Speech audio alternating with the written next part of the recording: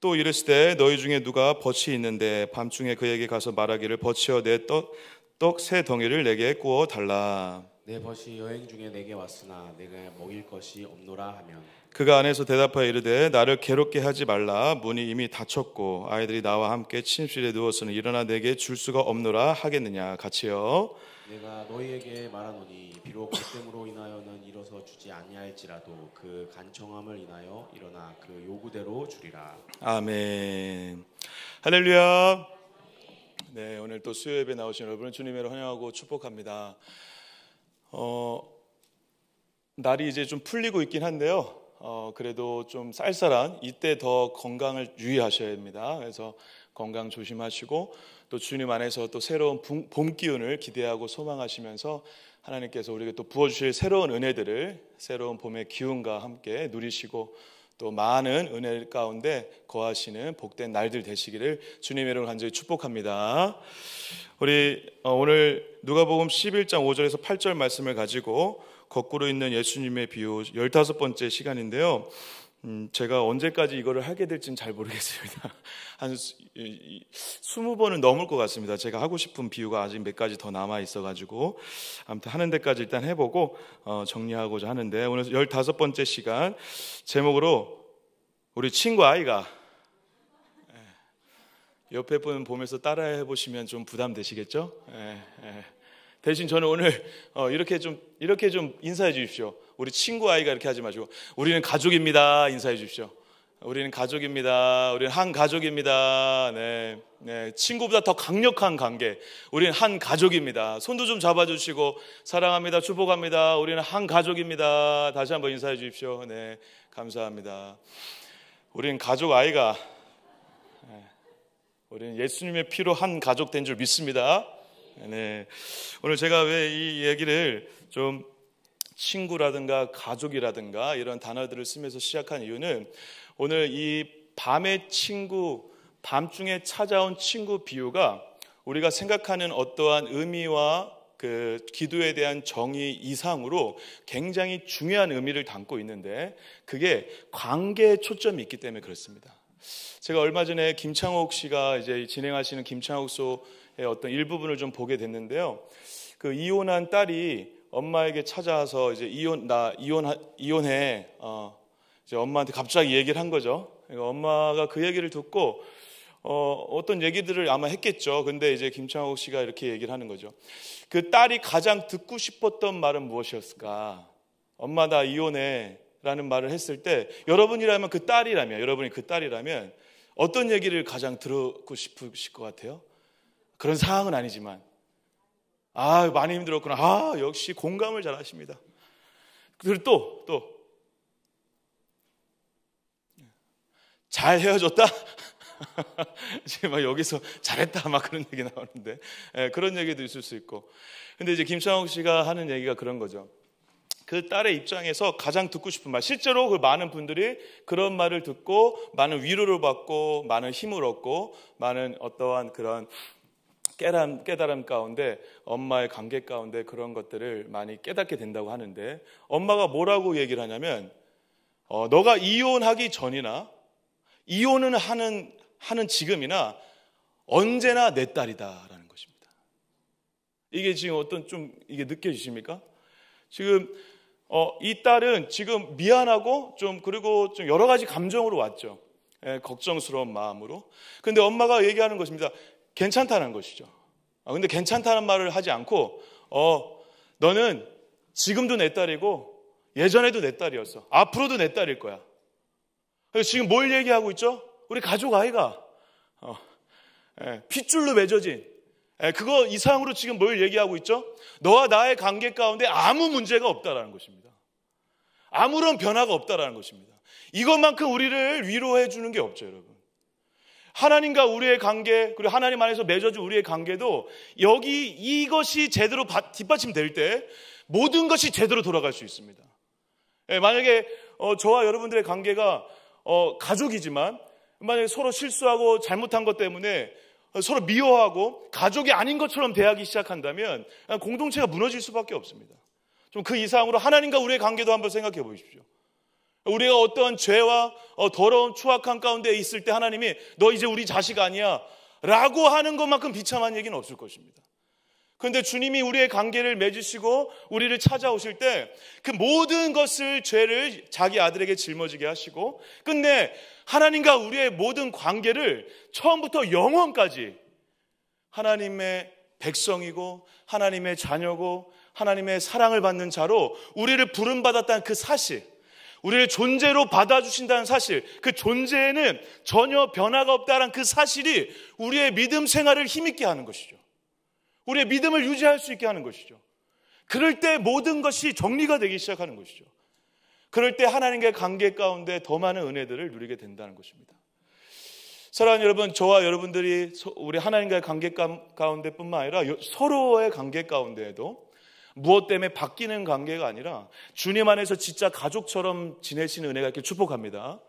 예, 너가 그런 행동을 했어? 너 이제 끝이야. 이게 아니라 그래도 너는 가장 중요한 영적인 친구야. 너는 나한테 가장 중요한 가족이야.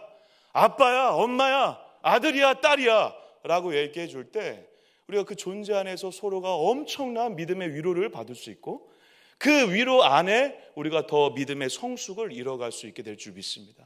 우리 동강교회가 그 안에서, 가족관계 안에서 더 풍성해진 은혜가 있길 축복합니다. 우리 가족 아이가 할렐루야. 네. 옆에 분 바라보면서 해보라고 제가 여기까지 올라왔는데 차마 이거 시켰다간 제가 혼날 것 같아가지고 시키지 못하겠습니다. 마음속으로 하십시오. 우리 가족 아이가. 자, 소도가 좀 길었는데요.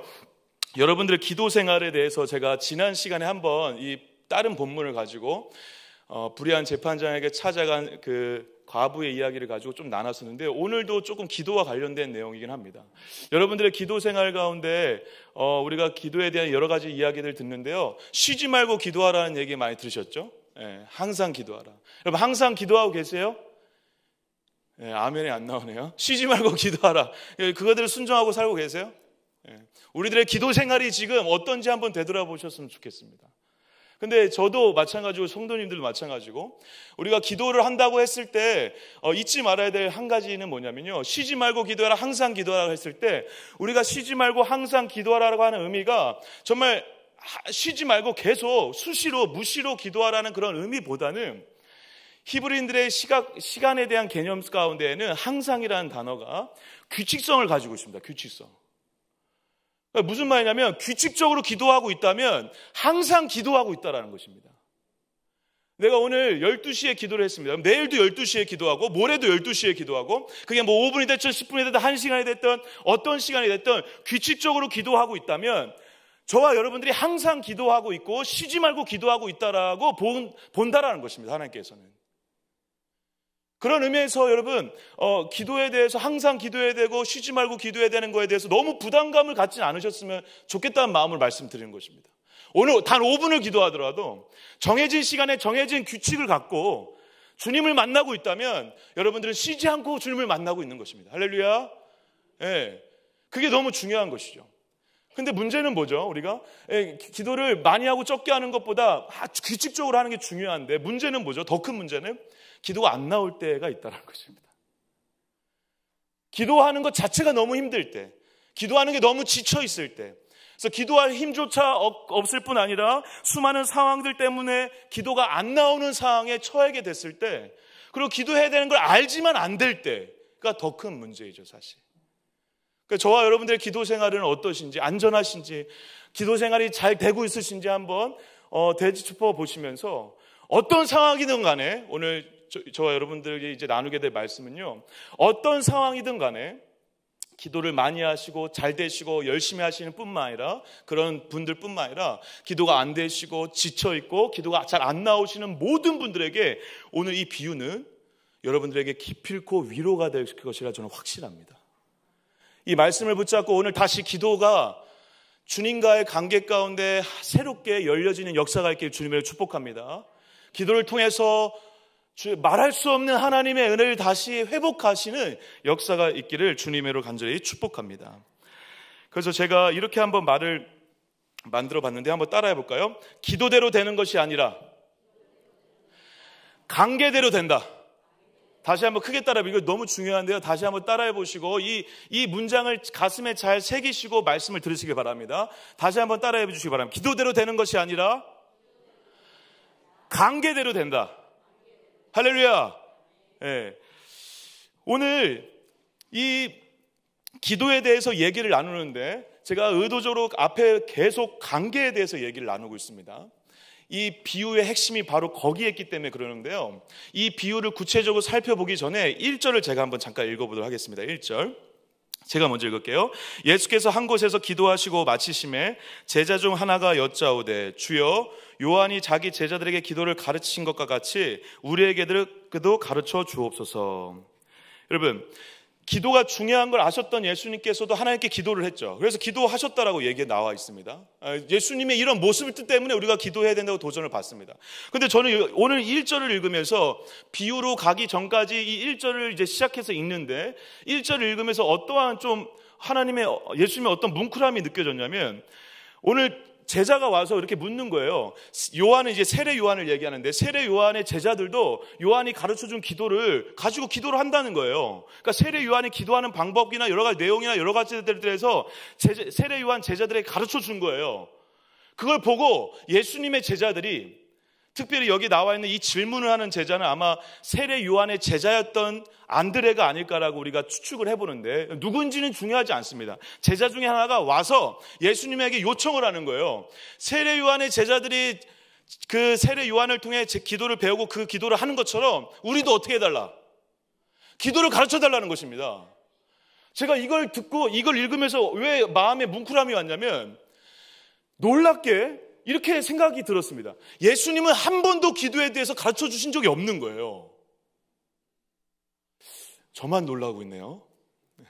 여러분, 물론 다른 가르쳐 주셨는데 이 애들이 제대로 못 들었는지, 그리고 앞으로도 가르쳐 주셨는데 이것이 처음이자 마지막인지 우리가 알 수는 없지만, 굉장히 이 본문의 1절 말씀 우리가 유의미하게 들어야 될 이유는, 지금 그동안 제자들과 수많은 시간을 함께 하셨는데, 그래서 혼자 기도하는 시간을 많이 가졌던 예수님이, 그래서 기도하는 것을 중요하다라고 계속 강조하셨던 예수님이 한 번도 제자들에게 기도를 어떻게 하라고 가르쳐주신 적이 없다라는 것입니다. 그것은 뭘 얘기할까요? 예수님은 이런 것이죠. 기도의 방법이나 내용, 그리고 어떻게 기도하는 것보다 삶으로 보여주길 더 중요하게 생각하셨거나, 아니면 기도의 방법보다 더 중요한 뭔가가 있었는데 그것을 지금 제자들의 삶 가운데 가르쳐주고 알려주지 않고 계속 삶으로 보여주는 방법으로 도전을 줬다라고 우리가 상상해 볼 수 있는 것이죠. 우리에게도 마찬가지예요, 여러분. 지금 기도의 방법이 뭐냐, 응답받는 비결이 뭐냐, 우리는 여기에 혈안이 되어 있거든요. 근데 예수님의 관심은 거기에 없다라는 것입니다. 그것을 가르쳐 주는데 지금 많은 분량을 할애하지 않고 계세요. 평생을 그냥 기도하는 삶을 보여주셨어요. 기도하는 삶을 살아가셨어요. 기도하는 삶 자체를 보여주심으로 그 자체가 제자들에게 메시지가 되게 하셨다는 것이죠.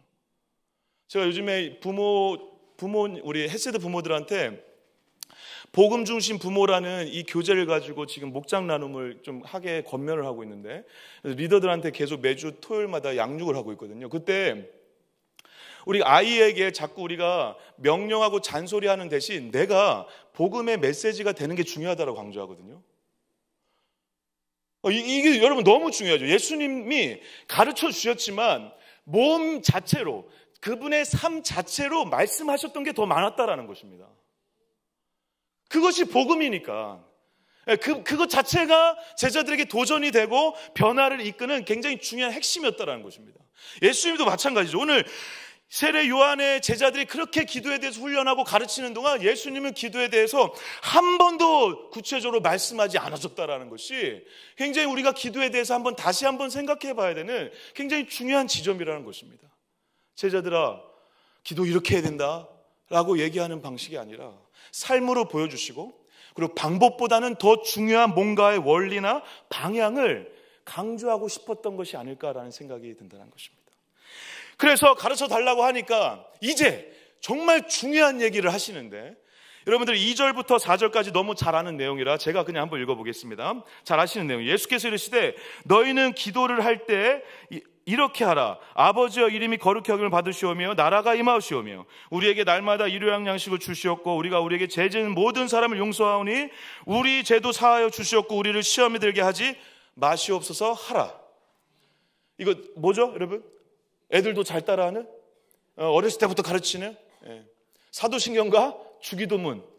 사도신경은 신앙의 고백이고 주기도문은 주님이 가르쳐주신 기도죠. 이걸 지금 여기에 딱 얘기를 하시는 거예요.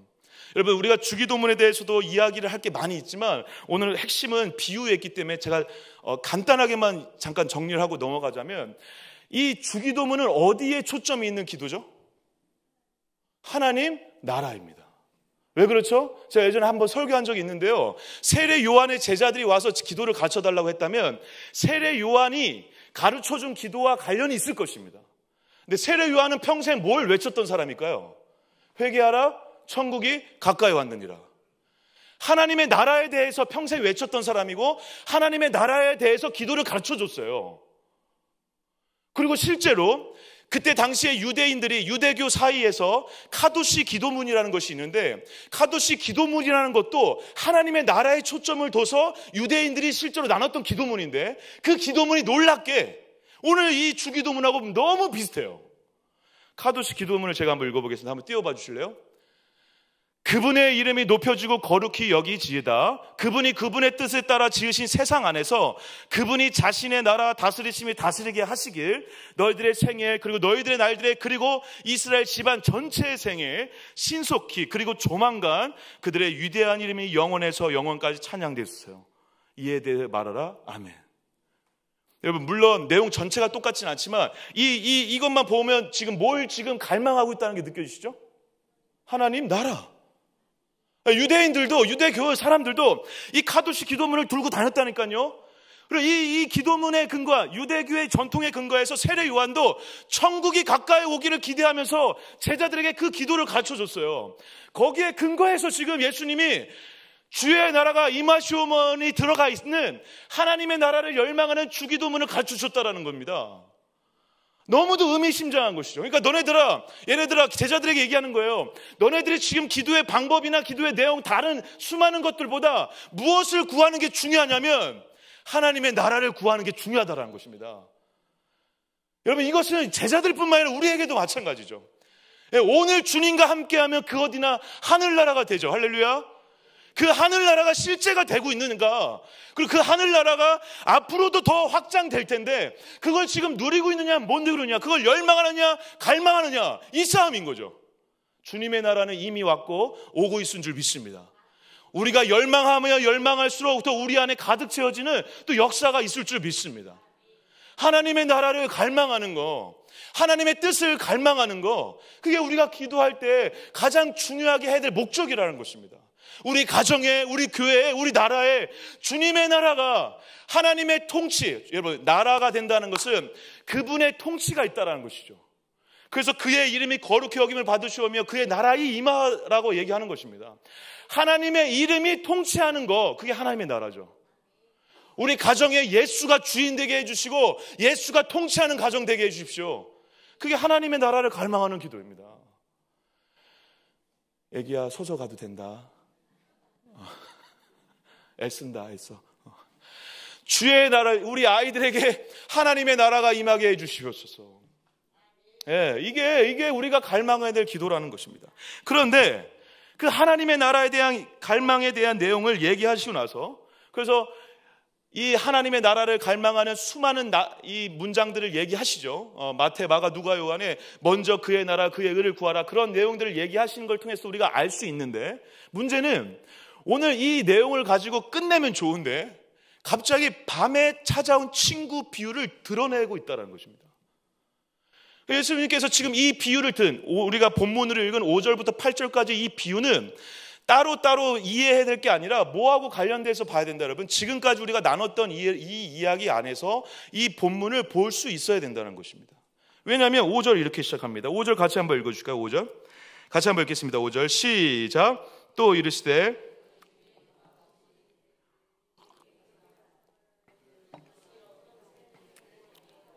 네, 너희 중에 누가 벗이 있는데 라고 하면서 어떠한 이야기를 하나 시작을 합니다. 근데 그 앞에 뭐가 있죠? 또 이르시되.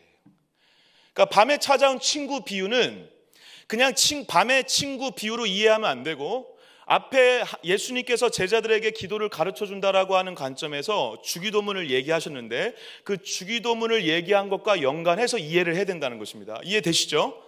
근데 제가 이렇게 오늘 비유를 3가지 핵심으로 요약을 하려고 하는데, 첫 번째 한번 따라해 보겠습니다. 기도는 인과관계가 아니라 관계다. 다시 한번 따라하겠습니다. 기도는 인과관계가 아니라 관계다. 예. 우리는 습관적으로 기도를 자꾸 어떻게 생각하냐면 인과관계로 생각을 해요. 기도를 하면 응답하시고, 기도를 하면 대답하시고, 기도 드리면 뭔가 오고. 여러분, 그렇게 생각하시면 안 됩니다. 인과관계에서 인간을 빼버리시고 생각하셔야 돼요. 기도는 관계예요, 관계. 여기에 집중하셔야 돼요. 그리고 관계가 중요하다는 걸 비유가 얘기하고 있어요, 실제로. 오늘 방금 읽었던 5절 말씀 이하에 이러한 말씀이 이제 이어서 나옵니다. 우리 7절 한번 읽어줄까요? 7절 읽겠습니다. 7절 시작. 그가 안에서 대답하여 이르되 나를 괴롭게 하지 말라. 문이 이미 닫혔고 아이들이 나와 함께 침실에 누웠으니 일어나 내게 줄 수가 없노라 하겠느냐. 8절도요. 시작. 내가 너에게 말하노니 비록 벗됨으로 인하여서는 주지 아니할지라도 그 간청함으로 일어나 그 요구대로 주리라. 아멘. 여기에 이 8절 잘 보십시오. 8절에 벗됨으로 인하여서는 일어나서 주지 아니할지라도 그 간청함으로 인하여 그 요구대로 주리라라고 하는 이 말씀 때문에, 간청함이라는 이 단어와 간청함의 단어 다음에 나오는 내가 또 너에게 이르노니 구하라 그러면 너에게 주실 거요, 이 말씀 때문에, 9절과 10절 말씀 때문에 우리가 이 말씀을 많이 오해를 하고 있습니다. 지금 친구의 관계 가운데 밤에 이렇게 손님이 찾아온 것 때문에 먹을 것을 얻으러 온 자에게 친구 관계 때문에는 안 주더라도 간청하면, 끈질기게 간청하면 그 간청 때문에 준다라고 생각을 해서, 그렇게 이해를 해서 무엇이든 그래서 끈질기게 간구하면 되구나 라는 식으로 이 말씀을 그냥 이해해버리면 안 된다는 것입니다. 왜냐하면 오늘 이 말씀 8절에 그 벗됨으로라는 것은 여러분 친구 관계를 얘기하거든요. 그런데 여러분, 간청하다라는 단어는 무엇입니까? 어떤 행동을 얘기하고 있다는 것입니다. 뭔가 맞지 않지 않습니까? 처음에 예수님이 이 8절을 얘기하면서 벗됨으로는 그렇게 주지 않을 거다라고 관계적인 측면을 얘기하세요. 그런데 그것을 해설하면서는 뭐라고 얘기하세요? 간청함으로, 뭔가 간청하다라고 하는 어떤 행위로 얘기를 하신다고요. 그럼 이게 지금 맞냐고요? 이게 구조적으로 맞는 말일까요, 여러분? 안 맞죠, 여러분. 벗됨으로라고 얘기했다면 풀어서 얘기하실 때에도 뭐로 얘기하셔야 돼요? 벗됨과 관련된 무언가로 얘기를 하셔야 되죠. 아니나 다를까? 여러분, 이 간청하다는 단어가 원어적으로 굉장히 오해가 있는 단어입니다. 이 간청하다는 단어는 아나데이아라고 하는데, 아나데이아 이 단어의 진짜 의미는 몰염치함, 뻔뻔함 이런 의미가 있습니다. 당당하다, 뻔뻔하다 이런 의미가 있어요. 그럼 당당하다, 뻔뻔하다라고 하는 것이 언제 나올까요? 언제 나올까요? 친구 관계처럼 적당히 친하면 나올 수 있을까 없을까요? 안 되죠, 안 되죠. 언제 나올 수 있죠? 너무 관계가 가까울 때 나올 수 있죠. 그래서 이 간청하다는 단어를 우리가 어떠한 행위를 열심히 해야 된다라는 방식으로 읽으시면 안 되고, 어떻게 읽으시는 게 더 옳은 방법이냐면, 그 관계 때문에 당당하게 뻔뻔하게 행동하는 거, 그래서 뻔뻔하게 행동할 만큼 관계가 어떻다라는 거, 가깝다라는 것을 강조하기 위해 예수님이 이 얘기를 하셨다라는 것입니다. 근데 이 비유 전체가 사실 그것을 지지해요. 왜 그럴까요, 여러분? 그때 당시에 팔레스타인들 그 사람들의 시대적 문화 속에서는요, 내 옆집이나 동네 사람들과의 관계가 가족 관계, 가족 공동체 관계예요. 그러면 우리가 너무 친한 거죠. 한 핏줄이나 다름없어요. 그렇기 때문에 서로 저 집에서 그날 떡을 만들었는지 안 만들었는지 알 수 있을까 없을까요? 있어요. 왜? 나도 거기 떡 만드는데 같이 가서 만들어줬거든요. 그리고 우리 집 떡 만들 때는 어떻게 해요? 그 옆집 친구를 또 불러다가 야 같이 떡 좀 만들자. 야, 우리 먹을 거 없다. 야. 그렇게 만들어요. 동네 방네가 서로가 뭐 하는지 다 알고 있고 떡이 있는지 없는지도 다 알아요. 그런데 하나로 묶여있기 때문에 이 동네에 어떤 한 집에 손님이 왔다 하더라도 그 손님은 나의 손님이 아니라 누구의 손님일까요? 우리 모두의 손님이죠. 그래서 이 모두의 손님이니까 이 손님이 왔을 때 떡이 없어가지고 내가 옆집에 가서 구할 때 우리 집에 지금 떡이 없어서 너네 집에 구하러 왔는데 좀 떡 좀 줘 라고 하면서 눈치 보면서 달라고 해야 될까요? 당연히 달라고 해야 될까요? 당연히 줘야 되는 것처럼 달라고 해야 된다는 거예요. 왜 그럴까요? 만약에 이 손님한테 떡을 제대로 대접하지 못하고 그리고 이 손님에게 적절하게 행동하지 못하면 우리 동네 모두의 뭐가 될 수 있으니까? 수치가 될 수 있으니까. 그래서 어떤 신학자들은 이 단어를 수치를 당하지 않기 위하여라는 식으로 번역을 하기도 합니다. 그 동네가 가지고 있는 명예, 동네가 가지고 있는 소문, 동네가 가지고 있는 어떠한 모습에 대해서 이 손님이 와가지고 여기는 떡도 안 주고 손님을 무시하네 라는 식으로 하면 안 되니까, 수치를 당하면 안 되니까 동네가 한마음이 되어서 이 손님을 어떻게 해야 돼요? 섬겨야 되는 거예요. 너의 손님이 아닌 거예요. 모두의 손님이고 우리의 손님이고 나의 손님인 거예요. 그러니까 떡을 가지고 있는 자에게 찾아가서 나의 손님뿐만 아니라 너의 손님이다. 떡 내놔라. 우리 떡 안 주면 우리 그냥 망신이다. 망신살 뻗치는 거다. 이렇게 되는 거죠. 그런 분위기 속에서 지금 달라고 한다는 거예요. 그런 분위기 속에서 간청한다는 거예요. 그러니까 간청한다는 행동을 강조하는 게 아니라 뭘 강조한다고요, 여러분? 뻔뻔한 관계를 강조하는 거예요, 지금. 너와 나는 가족 운명 공동체라는 것입니다. 하나 된 몸이라는 것입니다. 내가 제대로 안 하면, 제대로 이 손님을 섬기지 않으면 우리 모두가 망신당하는 일이니까 우리 다 같이 해야 된다는 것입니다. 그런 관계 가운데 얘기할 때 아네데이아를 쓰는 거예요. 그래서 여러분, 여기서 이 밤의 친구에서 강조하는 것은 어떠한 열심, 기도의 어떤 열심이나 방법을 얘기하는 것이 아니라 하나님과 우리의 관계가 이렇다라는 것을 얘기하고 싶은 거죠. 하나님과 우리의 관계가 이렇게 가깝고 친밀해서 이런 관계 속에서 이루어진다라는 것입니다. 뭐가? 기도가. 여러분, 관계가 중요한 이유는 뭐죠? 관계가 깊으면 깊을수록 요구하는 게 달라집니다. 제가 세상 친구들도 있는데 세상 친구들한테 요구하는 게 이 스케일이 클까요? 우리 저희 교회에서 같이 사역하시는 목사님들한테 요구하는 스케일이 클까요? 우리 목사님들한테 제가 한 100만 원 빌려달라고 하는 게 쉬울까요, 여러분? 목사님들과 거리감이 있다는 게 아니라 그 좀 다른 문제죠. 그 반대로 저희 아내한테 100만 원 빌려달라는 게 말하는 게 쉬울까요? 우리 친구들한테 100만 원 빌려달라는 게 쉬울까요? 저희 아내한테 100만 원 빌려달라는 게 쉽겠죠. 물론 돈은 없지만. 관계가 다르면 요구하는 게 달라져요. 깊이가 달라진다고요. 하나님이 지금 예수님이 이 기도 밤의 친구를 통해서 그 얘기를 하고 싶은 거예요. 지금 밤에 친구가 찾아와서 손님이 왔으니 떡을 달라라고 하면서 지금 당당하게 뻔뻔하게 우리 관계 가족 아이가 라고 하면서 지금 떡 달라고 한다는 거예요. 우리의 기도가 이 관계처럼 돼야 된다는 것입니다. 그래서 관계가 중요하다는 것이고, 관계로 기도를 시작할 때 진짜 그 관계가 이루어지는 역사를 또 경험할 수 있다는 것을 예수님이 간접적으로 우리에게 강조하시고 계시다는 사실이죠. 그래서 여러분, 기도는 어떤 기브앤테이크나 어떤 인과의 측면이 아니라 관계라는 것입니다. 관계로 시작해서 관계로 또 깊어지죠. 관계가 더 깊어지면 또 관계가 더 깊어진 상태로 기도할 수 있는 것이죠.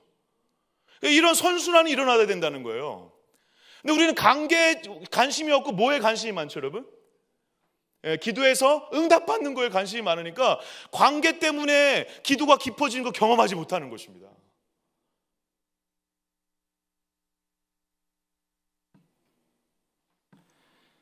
하나님은 어떠한 분이시죠?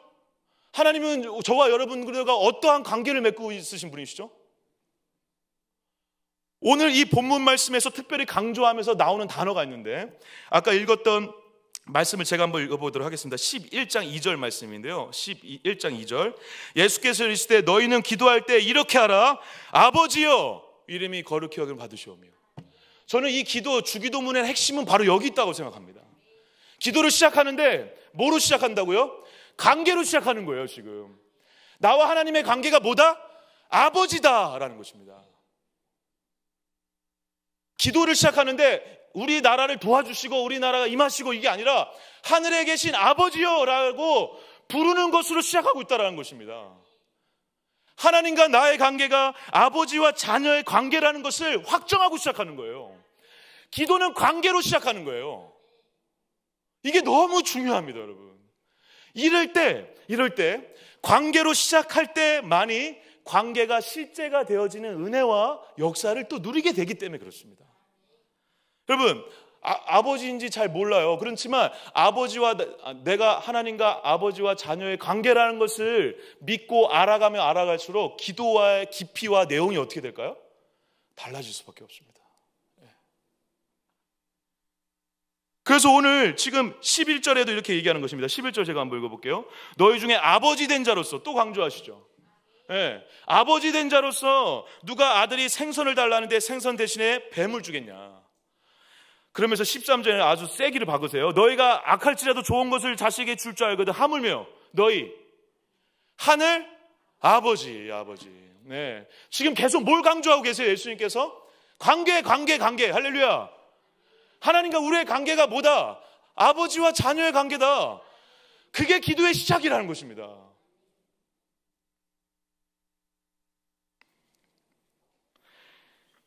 아버지와 자녀 관계에서는 요구할 때 어떻게 요구할까요, 여러분?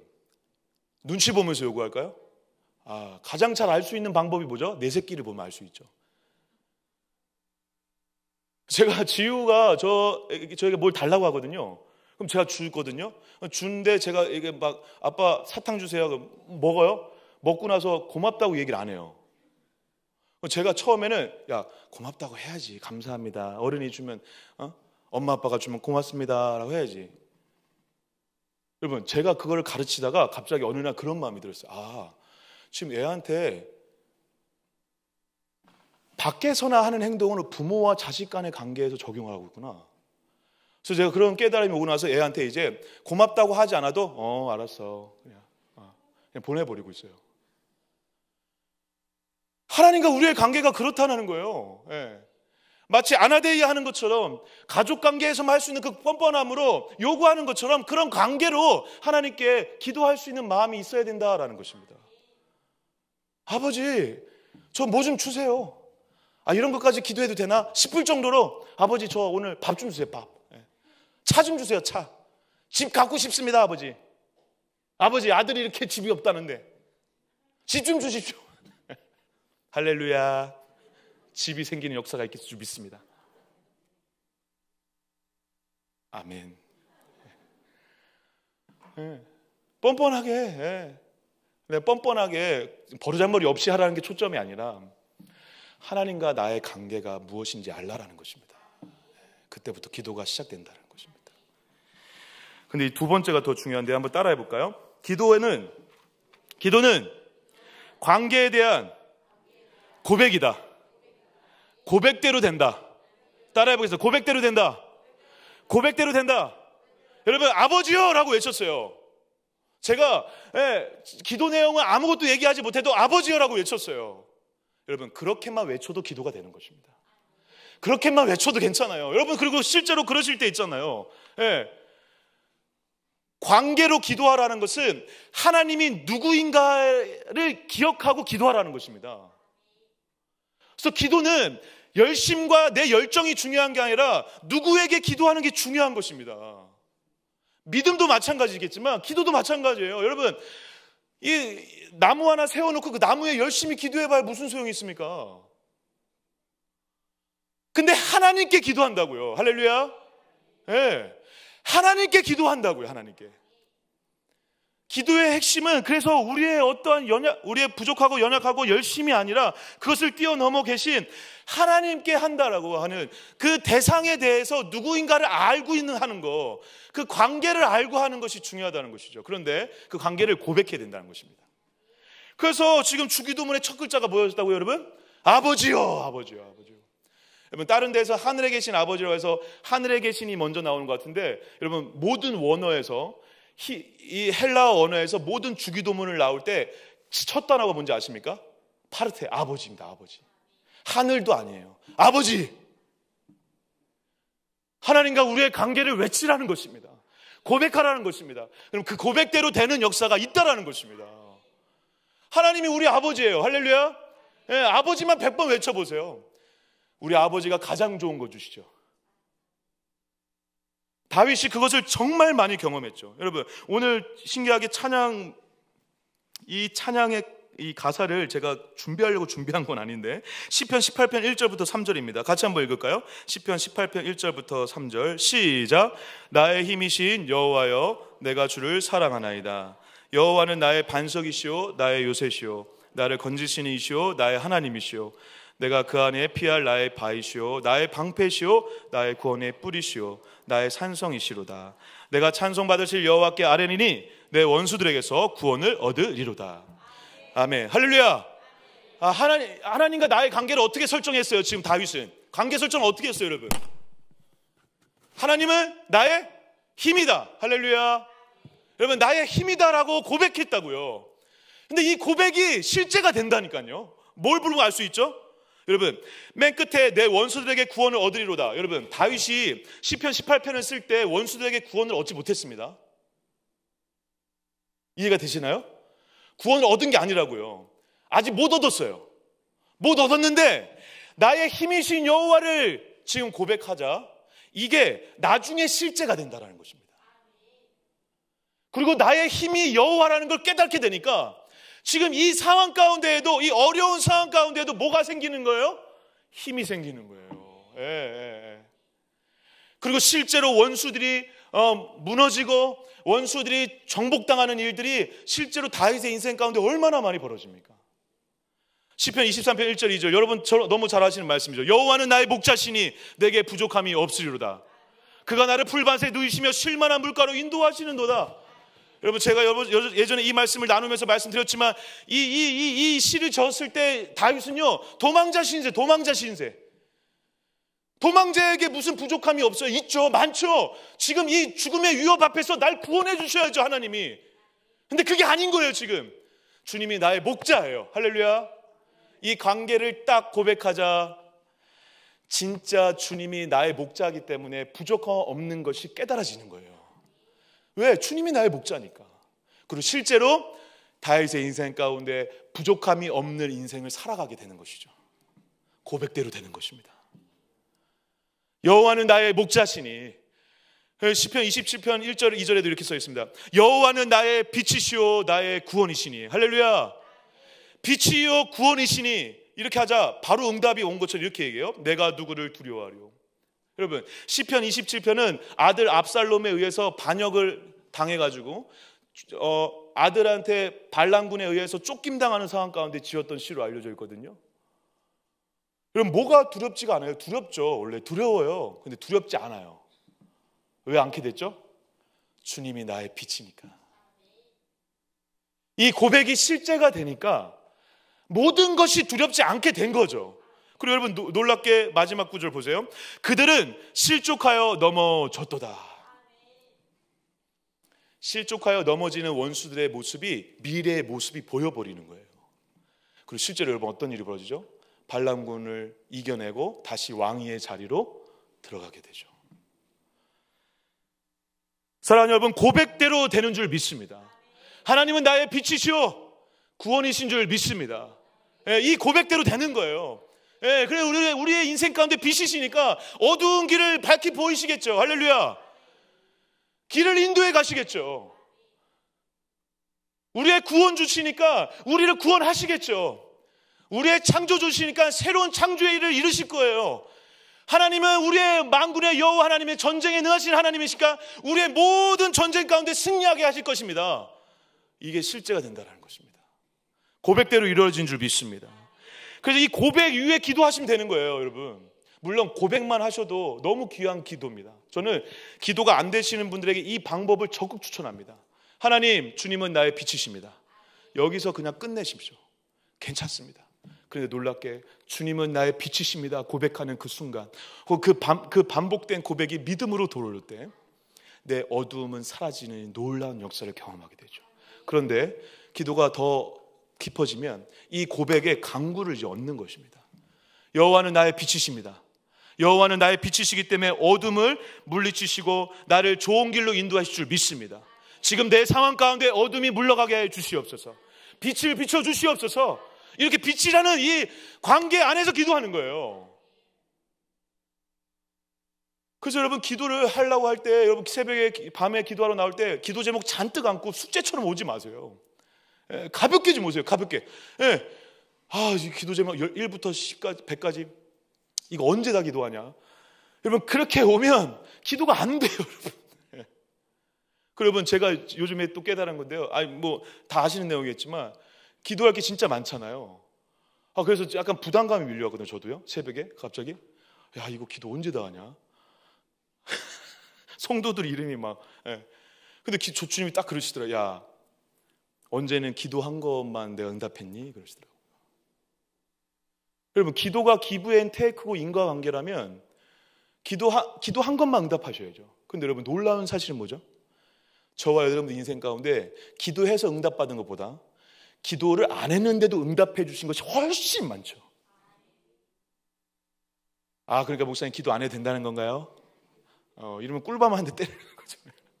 그게 아니라 기도 안 해도 응답하신 게 훨씬 많죠. 그 하나님께 하나님이 아버지인 걸 알고, 빛이신 걸 알고, 구원주이신 걸 알고, 내 인생의 왕이신 걸 알고, 할렐루야, 자비로우신 하나님, 주님의 자비와 긍휼을 베풀어 주시옵소서. 우리 가족을 불쌍히 여겨 주시옵소서. 우리 교회를 불쌍히 여겨 주시옵소서. 자비로우신 하나님은 우리의 모든 죄를 사하여 주시는 분인 줄 믿습니다. 이런 식으로 간구를 얹어 가시는 거예요. 여러분, 그러한 기도만큼 위대한 기도는 없습니다. 왜냐하면 100% 응답받는 기도거든요. 제가 또 응답하는 방법을 알려드리는 게 아닙니다. 고백대로 된다는 것을 믿고, 여러분, 그렇다고 고백을 하시면서 여러분들의 마음 가운데 그냥 형식적으로 하라는 게 아닙니다. 주님은 진짜 나의 왕이십니다. 나의 빛이십니다. 나의 힘이십니다. 만군의 여호와 라파 하나님을 믿습니다. 여호와 이레 하나님을 믿습니다. 에베네셀의 하나님, 나를 인도해 가시는 하나님, 이 하나님을 고백할 때 고백이 실제가 되어지는, 고백대로 되는 역사가 있을 줄 믿습니다. 그러면 우리가 이러한 담대함이 있잖아요. 고백에 대한 담대함이 믿음이 있으면요, 아까 말씀드린 것처럼 그 관계 때문에 어떠한 기도도 오히려 더 할 수 있게 된다는 것입니다. 그래서 여러분, 이 9절 10절 한번 보세요. 그래서 이렇게 나오는 것입니다. 내가 또 너에게 이르노니 구하라 그러면 너에게 주실 것이요, 찾으라 그러면 찾아낼 것이요, 문을 두드리라 그러면 너에게 열릴 것이니, 구하는 이마다 받을 것이요, 찾는 이는 찾아낼 것이요, 두드리는 이에게는 열릴 것이니라. 할렐루야.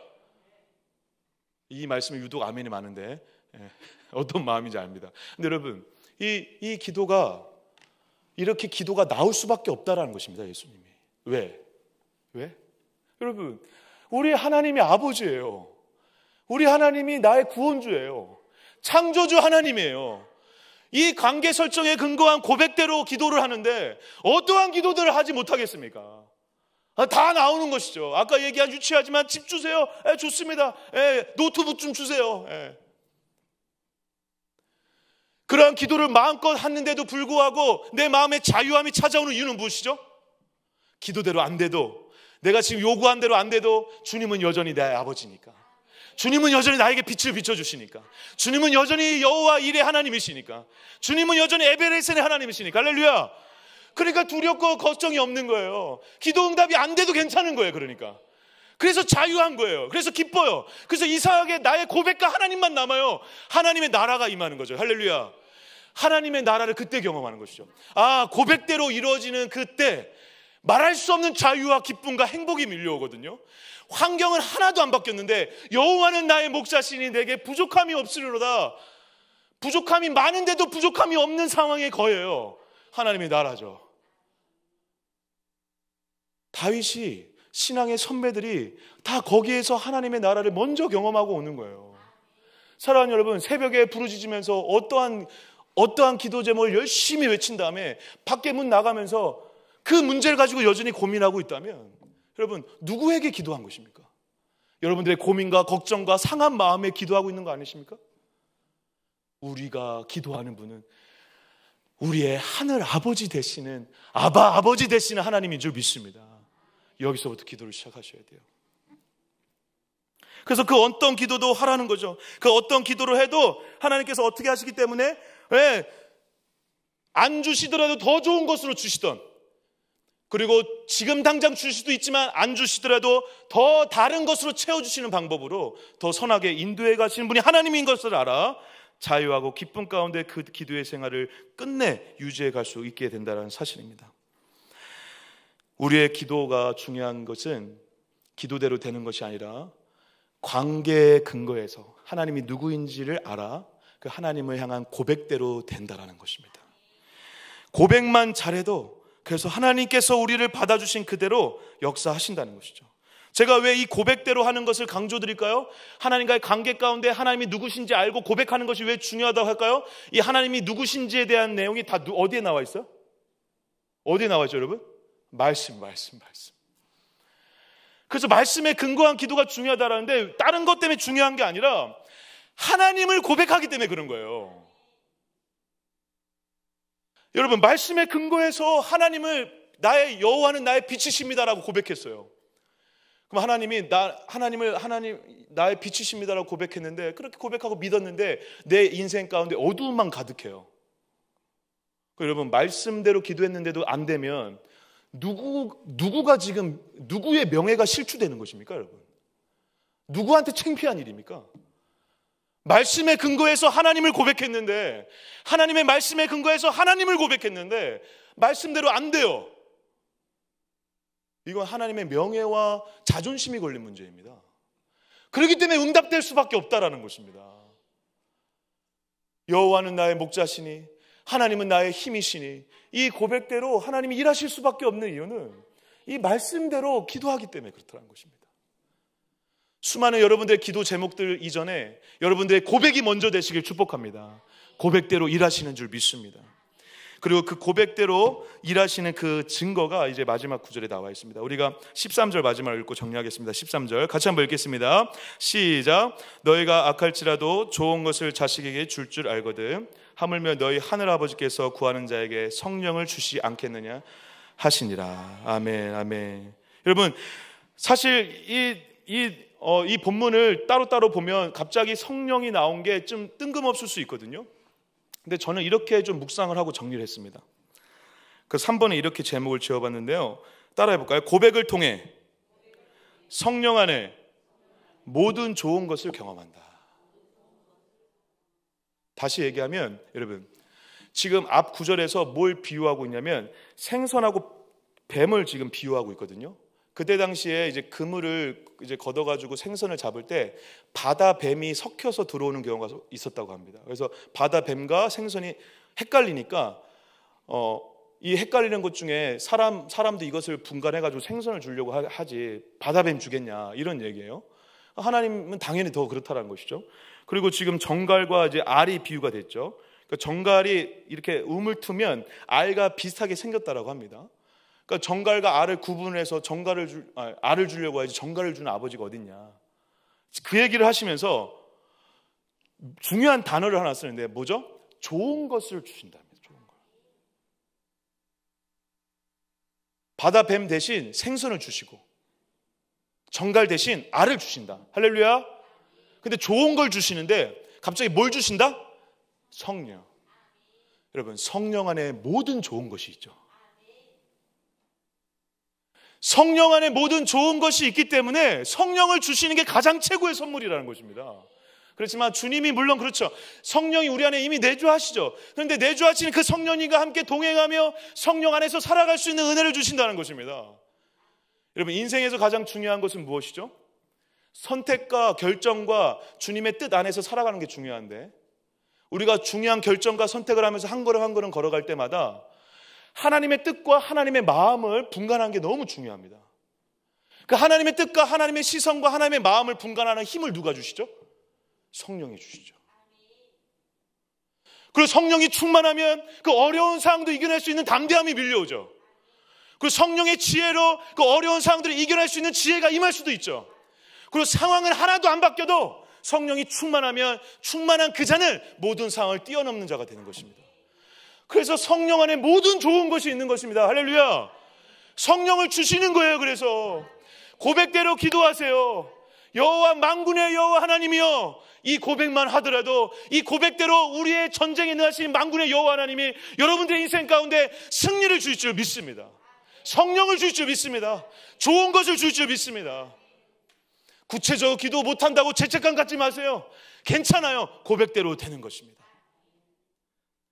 우리의 마음 가운데 주 예수와 동행하니 그 어디나 하늘나라가 오늘 여기에서 기도를 통해 경험되어지는 역사가 있으시길 주님으로 간절히 축복합니다. 기도가 잘 안 되세요? 혹은 기도가 너무 잘 되고 계세요? 잘 되고 계신 분들은 겸손하게 자기 기도를 한번 되돌아보셨으면 좋겠습니다. 기도가 잘 안 되시는 분들은 절망하지 마시기 바랍니다. 왜냐하면 나의 어떠한 기도가 중요한 게 아니라, 내 열심의 기도가 중요한 게 아니라, 오늘 우리의 기도를 받으시는 하나님은 우리의 좋은 아버지 하나님이십니다. 나의 목자 되신 하나님이십니다.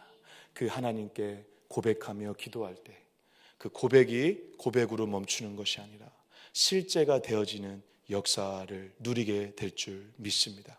그리고 무엇보다 그 안에서 성령으로 내 안에 내주하시는 강력한 은혜와 감동과 충만으로 오늘 하루를 살아갈 힘과 능력과 지혜를 얻게 될 줄 믿습니다. 오늘 여러분 기도하실 때요, 고백 먼저 해보세요. 하나님, 주님은 너무 좋으신 분이십니다. 그러면 좋은 걸 주실 거예요. 하나님, 주님은 너무 나의 인생 가운데 인생의 주인이십니다. 빛이십니다. 구원주이십니다. 창조주이십니다. 성경에 나오는 수많은 하나님에 대한 그 속성을 고백해 보세요. 그 고백대로 만나시는 역사가 있을 줄 믿습니다.